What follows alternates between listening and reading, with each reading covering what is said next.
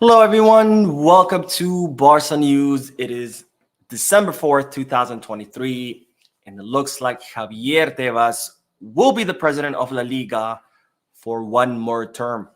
Also, it has been discovered that the referee during the match between Barcelona and Atletico de Madrid sent his lineman to spy on Barcelona's locker room. And finally, the club are currently tracking a Swedish Teen as a possible future signing. We have a lot to discuss, so let's begin.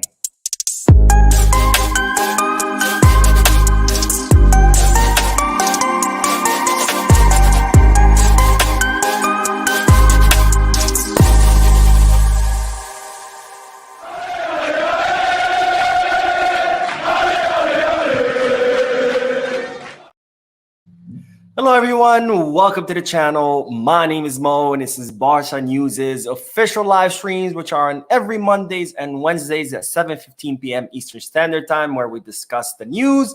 And of course, this is not to be confused with the post-match live analysis, which are the live streams that happen right after a Barcelona match ends and when I analyze those respective matches. Now, as always, we'll do a segment of news, then we'll head to the chat section in order to get a discussion going, answer any kind of questions.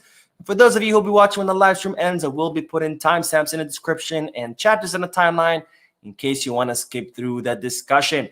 Now, having said all of that, make sure to hit the like button, subscribe to the channel, and drop a comment. All of these things help this channel continue to grow, especially with YouTube's latest update, where likes and comments matter a lot. That's what prompts YouTube's algorithm to recommend the video to people who've never seen the channel. So please do me a huge favor. Hit that like button and drop a comment if possible. Now, if you are looking for any Barcelona jerseys or merchandise, make sure you hit the kit bag. And if you are looking to place any sports bets, make sure you hit the badass. Both links are in the description. Now, let's begin with an injury update. A little bit of bad news, but I figured let's get the bad news out of the way at the beginning, and then we'll continue with good news. But let's start with an injury update because Marc ter Stegen underwent further medical exams today, and it looks like the German goalkeeper will be out even longer than initially expected. Now, Marc ter Stegen picked up a back injury during a FIFA international break where he had to abandon the German camp, and it was initially thought that it was a pretty mild injury where he would be ready by the end of the international break, but that was not the case. He continued to suffer from back pain, and as a result, he's missed every single match since the FIFA international break ended. He missed the match against Rayo Vallecano, against Porto, and now more recently against Atletico de Madrid. And it looks like the German goalkeeper will be out for another 2 to 3 months. Now, ter Stegen underwent medical exams today, and it seems like his injury is not healing, and they're starting to contemplate that he might need surgery on his back. Now, ter Stegen is not in favor of having surgery. He would rather continue his conservative treatment to see if he can heal from it. But for now, it is looking like it will take a lot longer, and Marc ter Stegen is currently weighing his option alongside with the club. So far, ruling out a surgery, but they're not completely ruling out the option that he might need a surgery down the line. So this is a big blow for Barcelona, a big blow for our German goalkeeper who will be out for another 2 to 3 months. But of course, as we have seen in the past few matches, Iñaki Peña has been doing a phenomenal job. So I don't think we have to be too much worried about this, but nonetheless, bad news for both the team and ter Stegen, who hopefully will recover soon. And I wish him the best and a speedy and healthy recovery. Now, more news in the injury department because Barcelona have confirmed the injury of Íñigo Martinez. As you might recall, Íñigo Martinez was supposed to start in yesterday's match against Atletico de Madrid, and during the warm-up, he felt some pain, so Xavi had to substitute him with Andreas Christensen.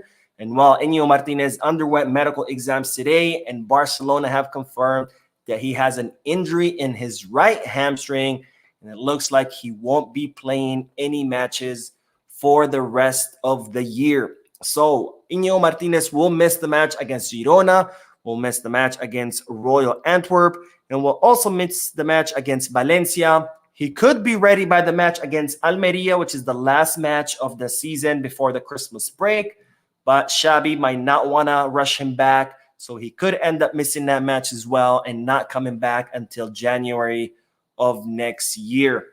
Now, one more injury update. Joao Felix did not train today due to an illness. Seems that the Portuguese player actually played with a severe cold yesterday against Atletico de Madrid, which is pretty remarkable given how well he played and given that he scored the winning goal against his former team. And today it looks like he woke up with a fever, so he did not train. He's currently on bed rest, but don't worry, he's not going to miss any matches. It's expected that Joao Felix will fully recover from this cold and will be ready to play the match against Girona, which is next weekend. So that's all the injury updates at Barcelona. Marter Stegen will be out for another 2 to 3 months. Iñigo Martinez will be out for the rest of the year, and Joao Felix currently ill, but don't worry, he will be ready for the match against Girona.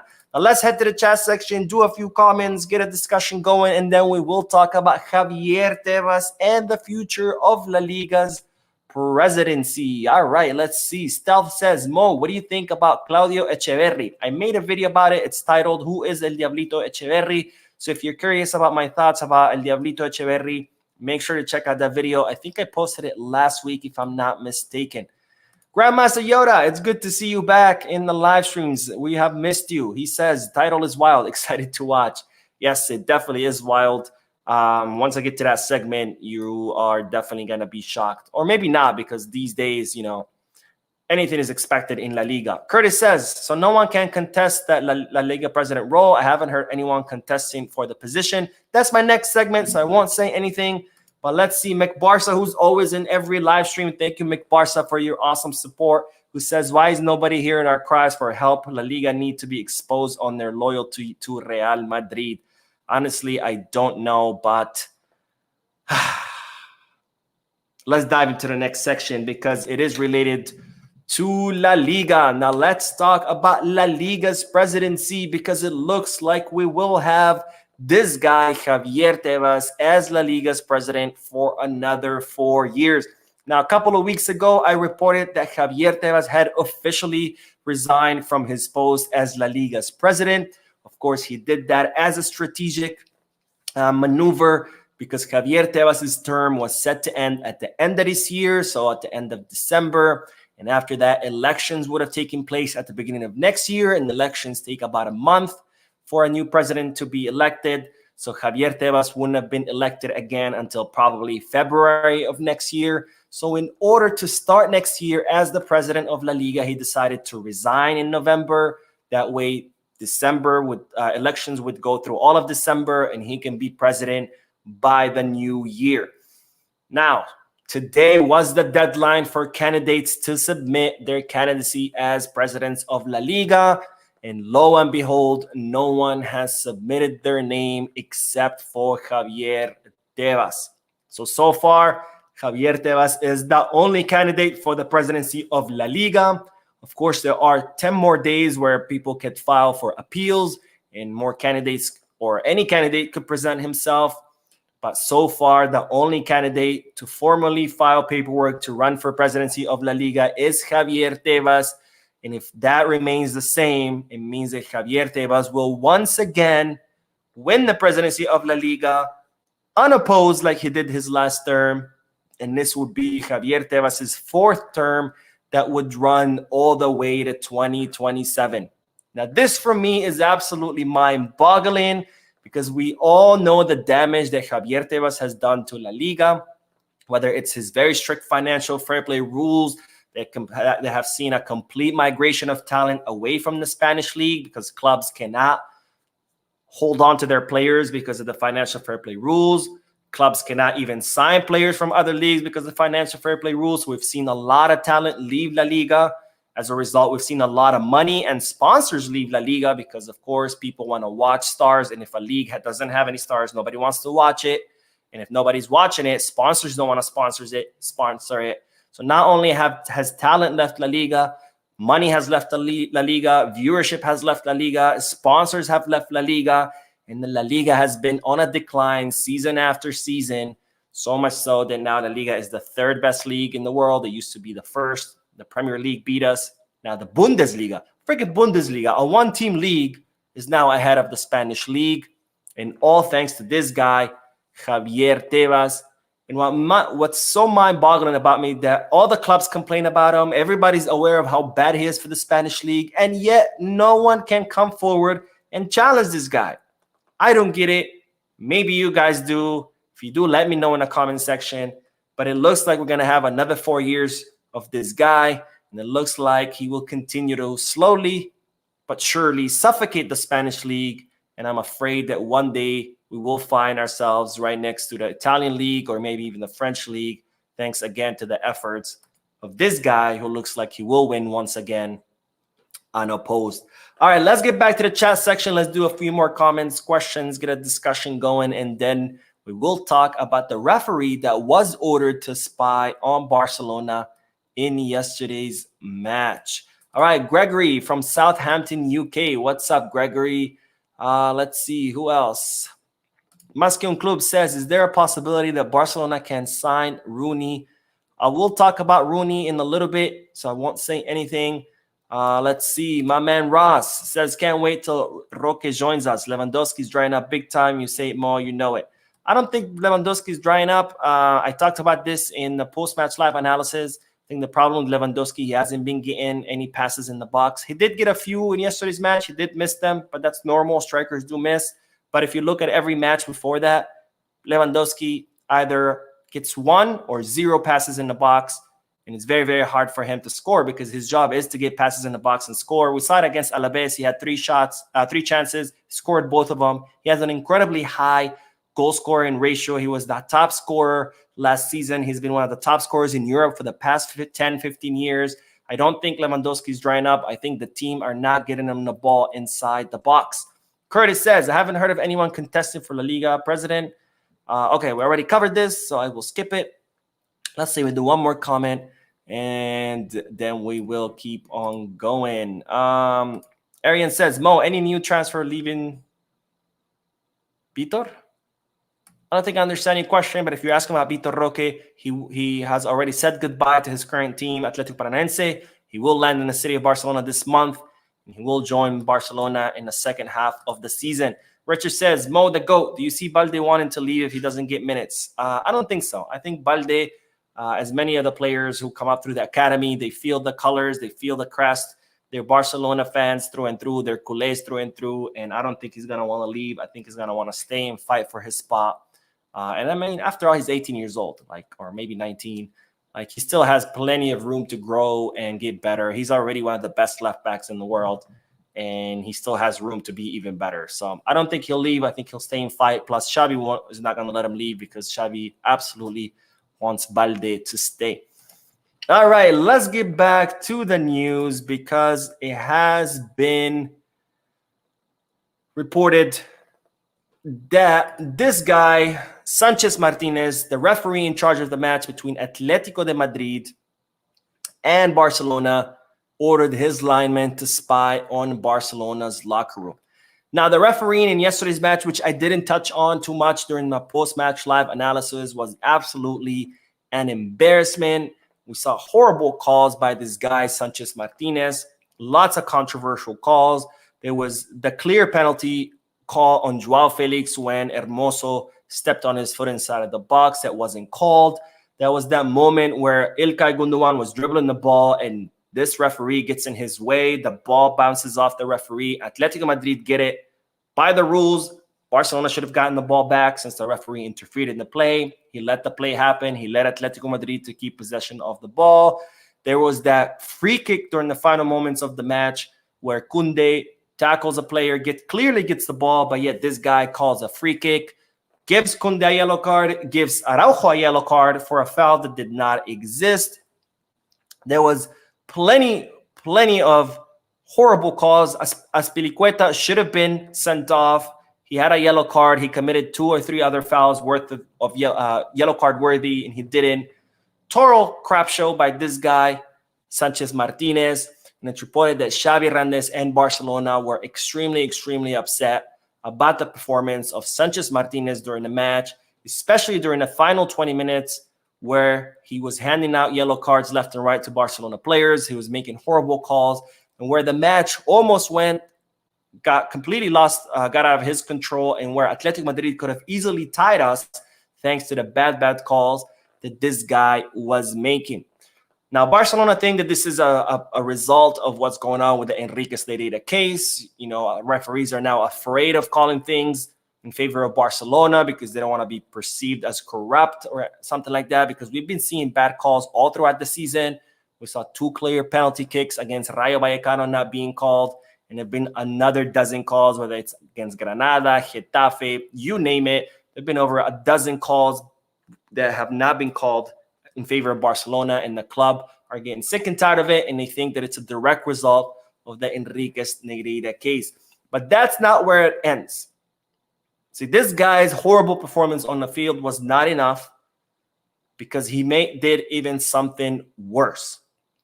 And it seems during halftime, Barcelona players were really upset at the bad calls that this guy was doing, Sanchez Martinez. So they were going into the tunnel complaining, talking amongst each other, complaining about his refereeing. So he ordered his lineman, whose name is Raúl Cabanero. This is the only image I can find of him, but he's the one all the way on the left, the one who's not covered by the square, by the copyright square. Raúl Cabanero, he's the lineman. Sanchez Martinez is lineman. And it looks like Sanchez Martinez ordered Raúl Cabanero to follow the players into the locker room and spy on them to see what they were saying about him, about the referee, so they can put it in the report and hopefully sanction the Barcelona players. I'll say that again because this is absolutely mind-blowing.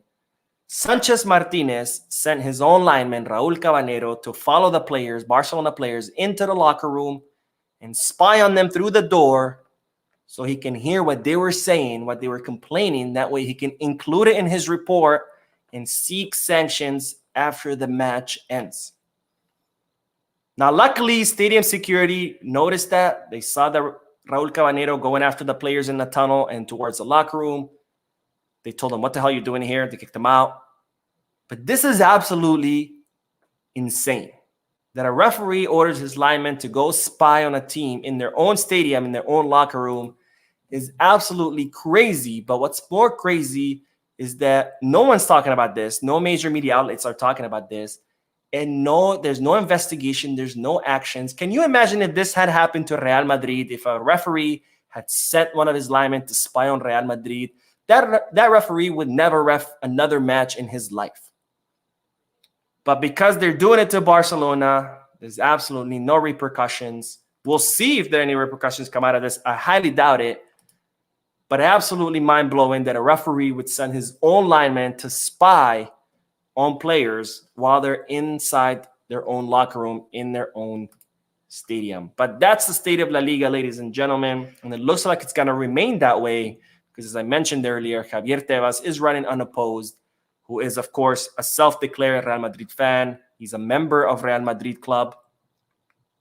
So it looks like things will continue this way for another 4 years. All right, let's get back to the chat section, and then we will talk about a problem that Barcelona are currently facing that was pretty evident during the match between Barcelona and Atletico Madrid. But let's go back to the comment section first. And let's see. Curtis says, La Liga teams deserve the migration of talents to the EPL. They know that FFP is destroying the clubs, but they sit back and do nothing but complain. La Liga clubs are too stupid. I agree 100%. They're complicit. I mean, the fact that they've been complaining about Tebas for the past 4 years, and now he's running unopposed. Like, I don't know. Ross says, why is no one else putting their names up for a Liga presidency? Perhaps it's everyone else's fault. I don't know why. I don't know. Maybe that's the kind of power that Tebas has within Spain. Don't know, but it's not looking good. Richard says, Mo, do you think it would be a good idea for Balde to play on the right? He did okay when being played there before. I'm a very strong proponent, and I've said this before, for players to play in their strongest position. Can Balde play on the right? He can. Has he done it before? He has. Did he did a good job? He did. But he's better on the left. And I believe that players should play on a position where they are best. Ronald Araujo, he does good on the right back. Should he play there? No. That's not his strongest position. His strongest position is center back. So can Balde play there? Yes. Should he? I don't think so. I think players should always play in the position where they do the best. Let's see. Kweku says, Mo, Lewa doesn't even stand in the box to be found. His movement has gotten worse. It's not that his movement has gotten worse. Lewa, if you notice, when the match starts, Lewa's always waiting for the ball. But since the team cannot get him the ball, he gets impatient and he comes back down to get the ball.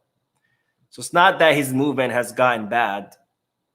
He simply is not getting the ball, so he has to come back down and look for it. Because he can't just stand in the box all day. He's going to cool off. He's going to be prone to injury if you're just standing in your place and you're not constantly moving and keeping yourself warm. Also, if you're just standing in the box, you're going to be in offsides the whole time. So you can't just stand in the box. Now, if Barcelona were constantly pressuring, attacking, their lines are up, and in the final third of the field, then he could stand in the box all he wants because he's not going to be offsides. But if Barcelona are just passing the ball right back and forth from right to left in the midfield, he's standing all the way in the box, he's going to be offside. So it's not that his movement has gotten bad.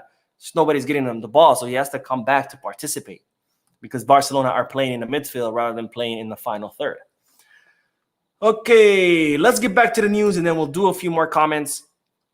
But let's talk about a problem that Barcelona are currently facing and that they're currently worried about, and that was clearly manifested in yesterday's match against Atletico de Madrid, and that problem is attendance. Now, this is not a clear picture of the stadium. I couldn't find a clear picture of the stadium, but this is a picture of the free kick. But you can see behind the players how many empty seats there are. And if you watched the match yesterday, it was evident how many empty seats there were in the stadium.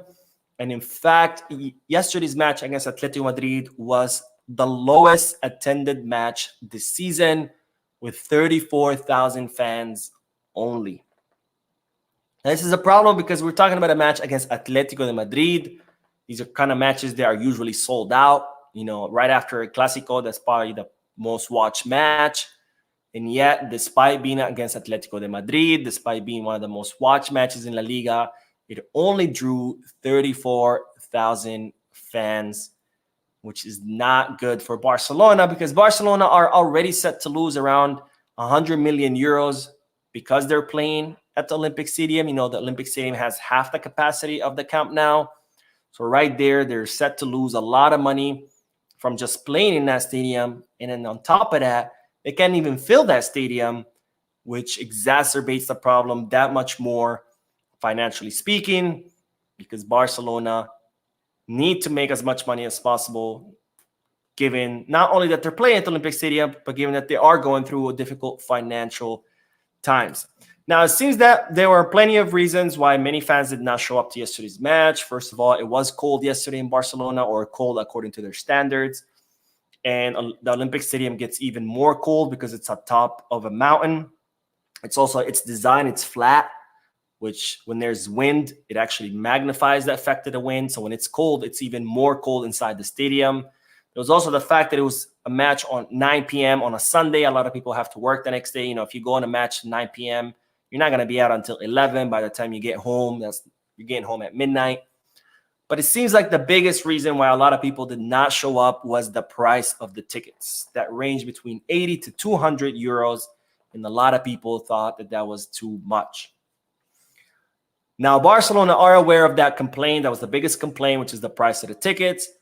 But Barcelona considered that the fact that they gave plenty of season tickets, discounted season tickets for many months, and not a lot of people bought them, they consider that they have done their part as far as making tickets accessible.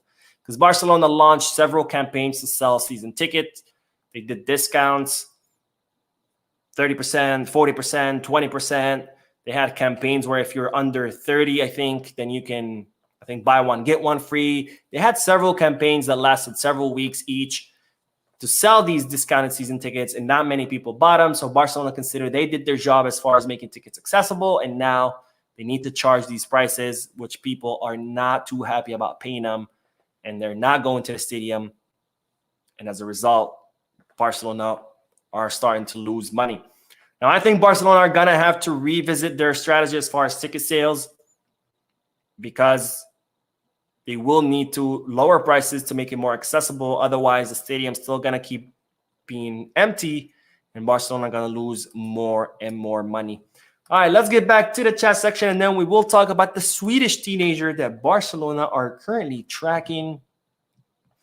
And I'll tell you all about him. All right, let's see. Grandmaster Yoda says, hope Felix uses the past 2 games to become more consistent and actually build on his performance, which is one of his biggest issues as a player. I agree 100% with you.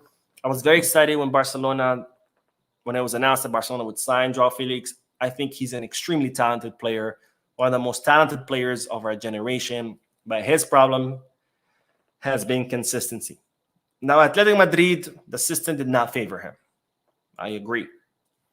At Chelsea, I don't like to really judge him based on what he did in Chelsea, because Chelsea, he was only there for half a season. You can't really judge anyone based on half a season. So I'm hoping that he can turn things around in Barcelona, and so far he has not been consistent. Again, I think he's one of the most talented players, but I have yet to see him perform at the level where I'm like, okay, if Atletico Madrid asks for 80 million, we should pay it. Right now, I wouldn't. Right now, I would pay maybe 20, 30 million tops for him. Maybe. Because he has had some spectacular performances, like yesterday against Atletico Madrid. He had really 2 great performances when he first started the season with Barcelona. But beside that, he's been very average, sometimes even disappearing. And that's not someone that's worth 80 million, right? Someone that's worth 80 million has to give you a performance the way Joao Felix played against Atletico Madrid 80% of the time. I don't expect 100% because that's impossible. No player can play like that 100% of the time. Even Messi had bad matches. But I expect at least 80, 85% of the matches for Joao Felix to play the way he played against Atletico Madrid, and he hasn't been doing that. He's only done it 2 or 3 times out of, 15, 16 matches. So that's not someone that's worth 80 million euros. Now, it's still too early. He can still turn things around. He's still, of course, adapting. It's a new team. So I don't want to say, he sucks, get rid of him. Not at all. He still needs time. Hopefully he can turn things around, but so far he has been inconsistent. All right, MS Comedy says, I'm in the Gambia, but our village, we have only 1 TV, but Barcelona game never passed without me watching. I always want to watch your live stream, but the network is the problem. Thank you so much for watching my live stream. I really hope the network becomes better and that there's more places showing the Barcelona matches in your village. And thank you. That's pretty amazing that you have network problems and you can still join the live stream. That's pretty amazing. It's very special for me. So thank you from the bottom of my heart. The Matrix says, how can the ref come out of the locker room in time of when we are here to talk plans? We need to file our corruption charges because this is corrupt to the highest level. I agree. There has to be some kind of repercussions. We cannot let this slide. This is not okay. Referees sending the lineman to spy on the players is not okay. All right, let's get back to the news because we do have to talk about the latest sensation or the latest teenager that Barcelona are currently tracking, and his name is Rooney Bartki. I think that's how you say it. I Googled how they pronounce his name. I think it's Bartki, but he is a Swedish teenager. He's 18 years old, just turned 18 years old. He was born in Kuwait City, but he plays for the Swedish under-21 team. And he currently plays for FC Copenhagen in Denmark. Now, he recently joined FC Copenhagen. I think it was last season, if I'm not mistaken. And he quickly has gained a starting spot on their senior team. In fact, he has made already 70 appearances with the senior team of FC Copenhagen. And this season, he's been having a stellar season so far. He has scored 10 goals in 27 appearances. Now, Rooney Bartki is a winger. He had an incredible match against Manchester United in the Champions League where he scored a goal.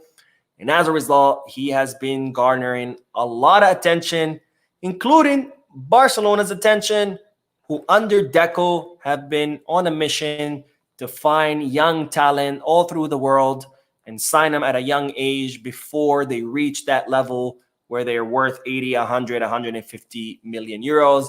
And it seems that Rooney Bartki is one of the players that Deco has been tracking. Now, it's reported that Barcelona have already watched Rooney Bartki play live. They have plenty of positive reports from their scouts. and he is definitely on the list of possible future signings. Now, Bartli's contract with FC Copenhagen does expire in the summer of 2025. So it means that next summer he will enter his final year of contract, and that's usually when clubs look to sign players. So if Barcelona do decide to sign this youngster, it will be this upcoming summer. But of course, a decision has not been made yet. I'm not saying Barcelona are looking to sign him. They're simply tracking him. They're interested in him. They think he's a good player. No decision on whether to sign him or not yet, but it's definitely an interesting option in Deco's long book of young players that Barcelona are currently tracking. Now, Barcelona are not the only team after Rooney Bargi. There seems like Chelsea, Juventus, and Bayern Munich are all tracking the player as well. We'll see how he continues playing with his current team, and we'll see whether Barcelona will end up deciding to sign him. Now, one last bit of news that I will do, and we'll talk about Joao Felix real quick. But it seems that Atletico de Madrid, their locker room, and their coach, Cholo Simeone, are very upset about his goal celebration and about his quote-unquote attitude during the match.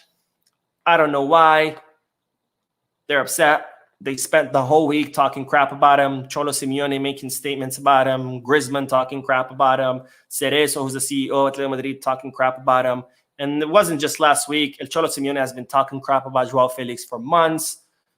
During the match, they were constantly fouling him, kicking him, stepping on him.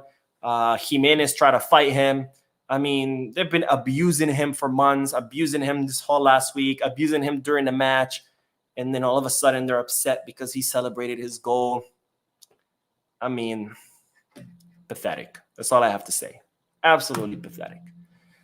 All right, that's all the news. But let's do a few more comments, and then we will end the live stream.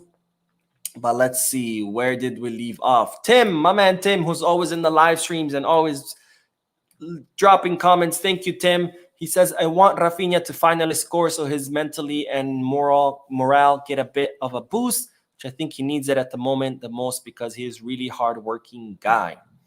I mean, hey, if he can score a goal and then if that's going to like really unleash him, then yeah, by all means. But I think Rafinha's problem, he's just not Barca level.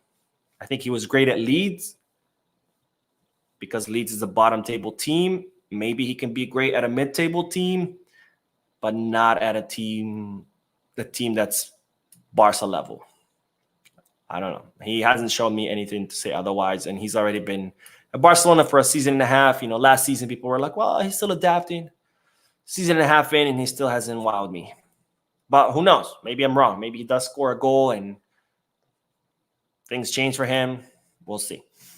All right, The Real Flash says, good job as always. Thanks for bringing us timely news. I think Joao Cancelo needs some rest at this point, or at least if he starts, should be taken off after an hour. So I agree 100%.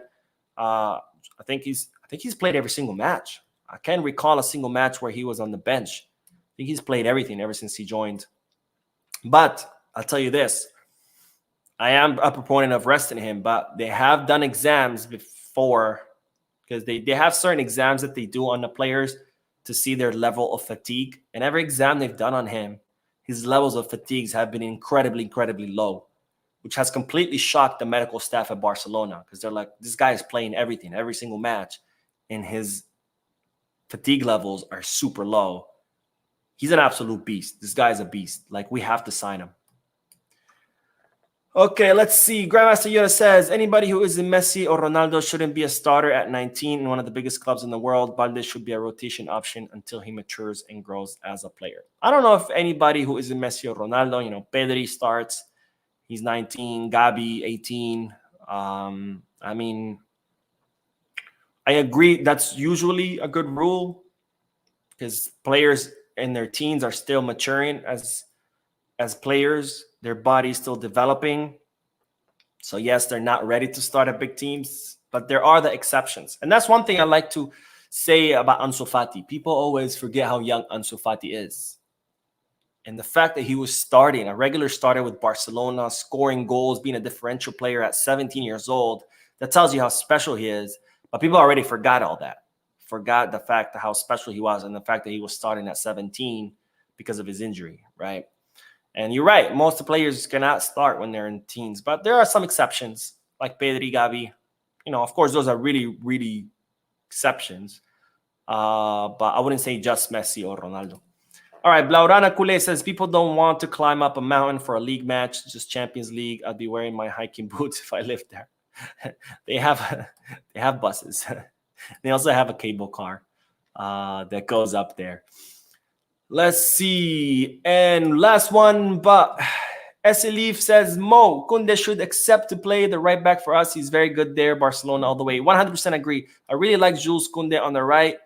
So yes, 100%. Maybe we'll do one more. Francis says, Ferran and Rafinha must be sold. They lack a 1v1 ability. There are reasons Lewandowski is in school. Imagine Cancelo and Yamal being a beta dribblers. Xavi is too emotional when it comes to departures. Ferran and Rafinha should go 100%. I agree with you. I don't know about Xavi being emotional about departures. I mean, Xavi has cut a lot of people out of the team.